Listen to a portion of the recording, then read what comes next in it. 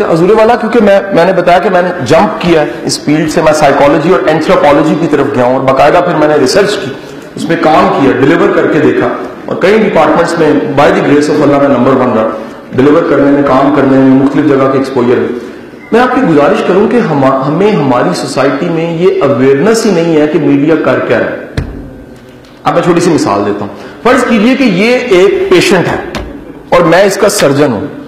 ہم میڈیا جو ہمارے ساتھ کر رہا ہے نا سرجری، ہم کبھی تھرڈ پارٹی بن کے دیکھتے نہیں ہیں ہو کیا رہا ہے ہمارے ساتھ. نہ ہم تتر رہے ہیں نہ بٹھیر رہے ہیں، نہ ہماری سمت رہی ہے، نہ ہمارا کوئی مقصد رہا ہے. آپ کو چھوٹی سی اطلاع دوں، آپ 1 گھنٹہ جو ٹی وی بڑے انہماک سے دیکھتے ہیں اس کا امپیکٹ 24 گھنٹے رہتا ہے.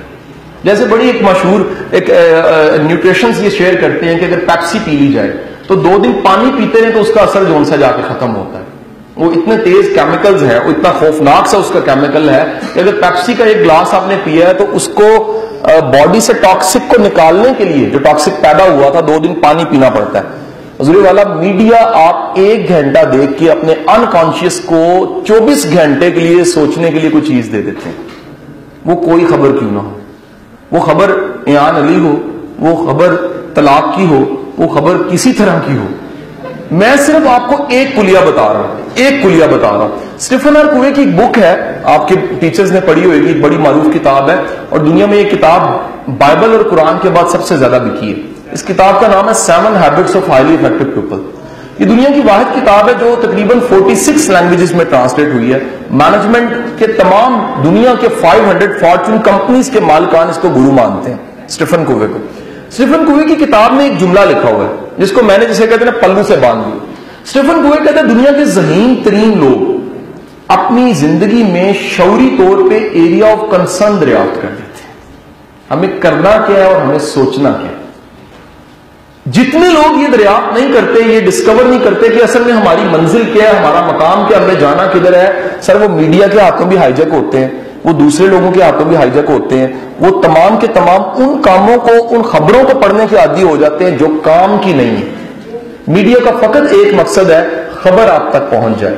لیکن خبر آپ کے تک پہنچنے کے بعد آپ خبروں کے ساتھ 2 دن گتھم گتھا ہو جائیں، یہ زیادتی ہے. تو میرا آپ کو مشورہ ہے سر، اگر آپ کی زندگی میں کوئی پہلے سے طے شدہ مقصد ہے نا تو ٹی وی نہیں پھر آپ دیکھ سکتے. اگر دیکھیں گے تو مقصد کے ساتھ دیکھیں گے کہ مجھے کوئی انفارمیشن چاہیے، مجھے کوئی نالج چاہیے، کوئی خبر تازہ سننی ہے، دیٹس آل.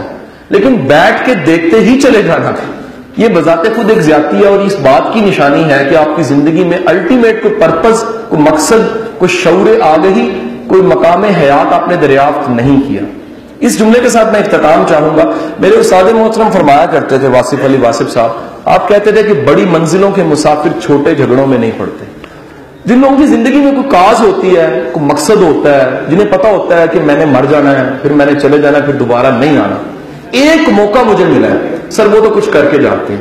جن کی زندگی میں الٹیمیٹ مقصد نہیں ہوتا سر، ان کو ہر چیز روکتی بھی ہے، ہر چیز ریٹریکٹ بھی کرتی ہے. مجھے یہ شرف حاصل ہوا کہ میں داستان سرائے بھی بیٹھتا رہا اشفاق صاحب کے پاس. مجھے آج بھی وہ جملہ یاد ہے کہ اشفاق صاحب کہا کرتے تھے کہ اگر 4 بجے تمہاری فلائٹ ہے اور 3:30 بجے کتا پڑ گیا تو اس کا یہ مطلب نہیں تم کتے کو پڑ جاؤ، تم اس سے اجازت چاہو گے، تم کہو گے کہ بھائی مجھے معافی دے دو، میرا کام بڑا امپورٹنٹ ہے. سر جس کی زندگی میں کوئی ایم ہے نا سر، اس کے لیے معاف کرنا، جان چھڑانا بڑا آسان ہے، کرٹیسزم کو مینج کرنا بڑا آسان ہے. لیکن جس کی زندگی میں کوئی مقصد ہے ہی نہیں، اس کو ڈیٹریکٹ کرنا بہت آسان ہے.